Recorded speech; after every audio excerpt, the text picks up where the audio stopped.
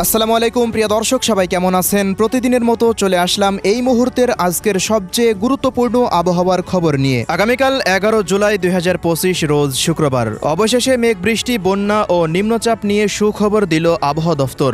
গেল কয়েকদিনের একটানা ভারী থেকে অতি ভারী বৃষ্টি বর্ষণের প্রভাবে ভয়াবহ বন্যায় বিপর্যস্ত চট্টগ্রাম বিভাগের বিভিন্ন অঞ্চল। আগামী 24 ঘন্টার মধ্যে সারা দেশ থেকেই কমতে শুরু করে দিতে পারে মাঝারি থেকে ভারী বৃষ্টি বর্ষণের দাপট। আস্তে আস্তে উন্নতি হতে পারে বন্যা পরিস্থিতির।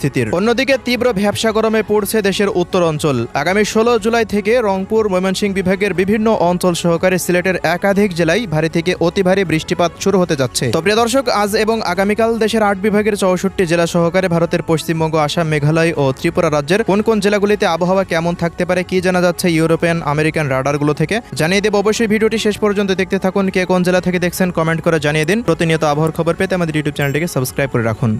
প্রিয় দর্শক, প্রতিদিনের মতো আমরা শুরুতেই এ পর্যায়ে চলে আসলাম বৃষ্টি প্লাস মেঘলা মোডে। তো শুক্রবার সকালের পর হতে দেখা যাচ্ছে দেশের অধিকাংশ জেলার আকাশই অস্থায়ীভাবে আংশিক মেঘলা থাকতে পারে। বিশেষ করে দুপুরের পর হতে ভারী বৃষ্টিযুক্ত মেঘ আবারও তৈরি হতে শুরু করে দিতে পারে। ভারতের কলকাতা অঞ্চলের দিক থেকে শক্তিশালী বজ্র বৃষ্টির মেঘ তৈরি হয়ে খুলনা, বরিশাল, ঢাকা বিভাগের অধিকাংশ জেলাতে প্রবেশ করার সম্ভাবনা দেখা যাচ্ছে।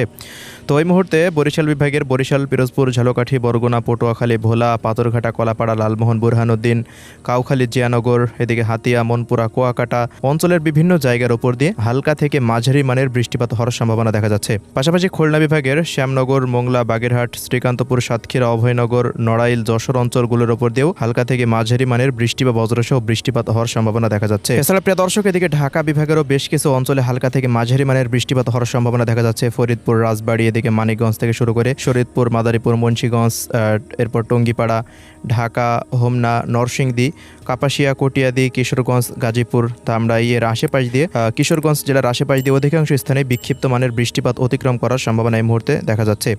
পাশাপাশি চট্টগ্রাম বিভাগের জেলাগুলির ওপর দিয়েও মাঝারি মানের বৃষ্টিপাত হতে পারে। বিশেষ করে এদিকে ব্রাহ্মণবাড়িয়া অঞ্চল থেকে শুরু করে নবীনগর, ব্রাহ্মণপাড়া, হোমনা, কুমিল্লা, বুড়িচং এর আশেপাশ দিয়ে 15 থেকে 20 মিলিমিটার পর্যন্ত বৃষ্টিপাত হতে পারে। এদিকে হাজীগঞ্জ, লাকসাম, ফেনী, নোয়াখালী, লক্ষ্মীপুর, চাঁদপুর অঞ্চলে যে বন্যা পরিস্থিতি হয়েছে সেটি আস্তে আস্তে পরবর্তী 24 ঘন্টার মধ্যে উন্নতি হওয়ার সম্ভাবনা রয়েছে এবং ভারী বৃষ্টিপাত যে ফেনী, নোয়াখালী অঞ্চলগুলোতে রয়েছে সেটি আস্তে আস্তে আরও কমতে শুরু করে দিতে পারে আগামী 24 ঘন্টার মধ্যেই। তেমন কোনো ভারী বর্ষণ নেই, 20-22 মিলিমিটার হতে পারে। এদিকে রাঙ্গামাটি, বান্দরবান, খাগড়াছড়ি, চট্টগ্রাম, এরপর কুতুবদিয়া, মহেশখালী, কক্সবাজার অঞ্চলগুলোতেও হালকা মাঝারি বৃষ্টিপাতের সম্ভাবনা রয়েছে শুক্রবার। তো প্রিয় দর্শক, এদিকে খুলনা বিভাগের অবশিষ্ট জেলাগুলিতে এদিকে চুয়াডাঙ্গা, মাগুরা, ঝিনাইদহ, মেহেরপুর, কুষ্টিয়া অঞ্চলগুলোর ওপর দিয়েও মাঝারি মানের বিক্ষিপ্ত বৃষ্টিপাত হতে পারে। তবে এই সমস্ত অঞ্চলগুলোতে আগামীকাল থেকে রোদ উঠে যাবে। এদিকে সিলেট বিভাগের আবহাওয়ার রিপোর্টে দেখা যাচ্ছে সিলেট, সুনামগঞ্জ, মৌলভীবাজার, হবিগঞ্জ জেলার বিভিন্ন জায়গার উপর দিয়ে 20 থেকে 25 মিলিমিটার পর্যন্ত বৃষ্টিপাত হওয়ার সম্ভাবনা দেখা যাচ্ছে। পাশাপাশি সারাদিনে অস্থায়ীভাবে আংশিক মেঘলা আকাশ থাকতে পারে এবং হালকা থেকে মাঝারি মানের রোদও থাকতে পারে। এদিকে ময়মনসিংহ বিভাগের আবহাওয়ার রিপোর্টে দেখা যাচ্ছে নেত্রকোনা, কেন্দুয়া, ময়মনসিংহে হালকা থেকে মাঝারি মানের বৃষ্টিপাতের সম্ভাবনা রয়েছে। তবে শেরপুর, জামালপুর অঞ্চলগুলোতে তেমন কোনো ভারী বৃষ্টিপাতের আশঙ্কা নেই।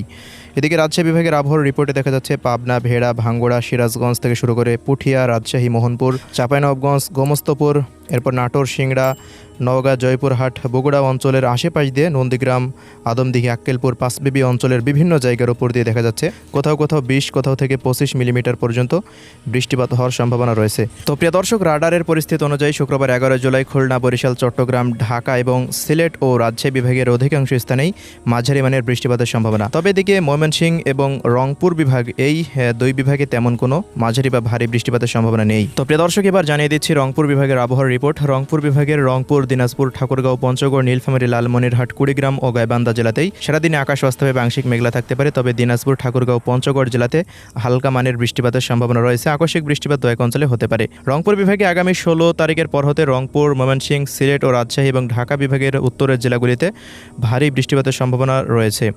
আগামী 16 তারিখের পর হতেই উত্তর পূর্বাঞ্চলের দিকে বৃষ্টিপাতের প্রবণতা বৃদ্ধি পাওয়ার সম্ভাবনা রয়েছে। এই কদিন তীব্র ভ্যাপসা গরম থাকলেও আগামী 16 তারিখের পর হতে নিয়মিতভাবেই রংপুর, ময়মনসিংহ, সিলেট, রাজশাহী ও ঢাকা বিভাগের উত্তরের জেলাগুলিতে বৃষ্টিপাত চলমান শুরু হয়ে যেতে পারে।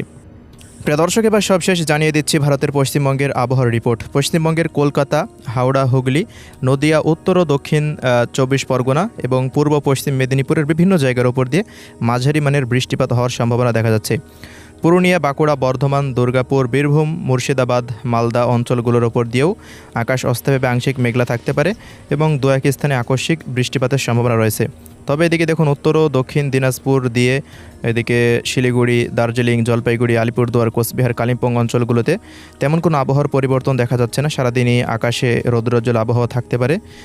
ভারী বা হালকা মানের বৃষ্টিপাতের সম্ভাবনা নির্দেশ করছেন রাডার থেকে। এছাড়া আগামী 13 তারিখের পর হতে ভারতের উত্তরবঙ্গের দিকে আবহাওয়া পরিস্থিতি কিছুটা পরিবর্তন দেখা যাচ্ছে। এই মুহূর্তে আসাম, মেঘালয় এবং এদিকে ত্রিপুরা রাজ্যেও বেশ কিছু অঞ্চলে বৃষ্টিপাত হতে পারে। ত্রিপুরা রাজ্যে শুক্রবারের আবহাওয়ার রিপোর্টে আমরা যা দেখতে পাচ্ছি, আগারতলা, রামপুর, আমবাসা, আইজল, কোলাইসবের বিভিন্ন জায়গার উপর দিয়ে আকাশ মেঘলা থাকতে পারে।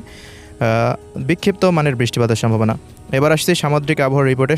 সামুদ্রিক আবহাওয়ার পরিস্থিতিতে দেখা যাচ্ছে বঙ্গোপসাগরে গত কয়েকদিন ধরে শক্তিশালী গভীর সঞ্চালনশীল মেঘমালা তৈরি হচ্ছিল, তাই মুহূর্ত থেকে বন্ধ হয়ে গেছে এবং 3 নম্বর সতর্ক সংকেত আবহাওয়া দপ্তর থেকে তুলে নেওয়া হয়েছে।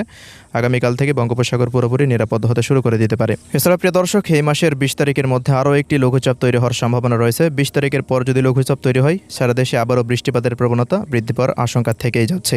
তো এই ছিল আজকের আবহাওয়ার রিপোর্ট। আল্লাহ হাফেজ।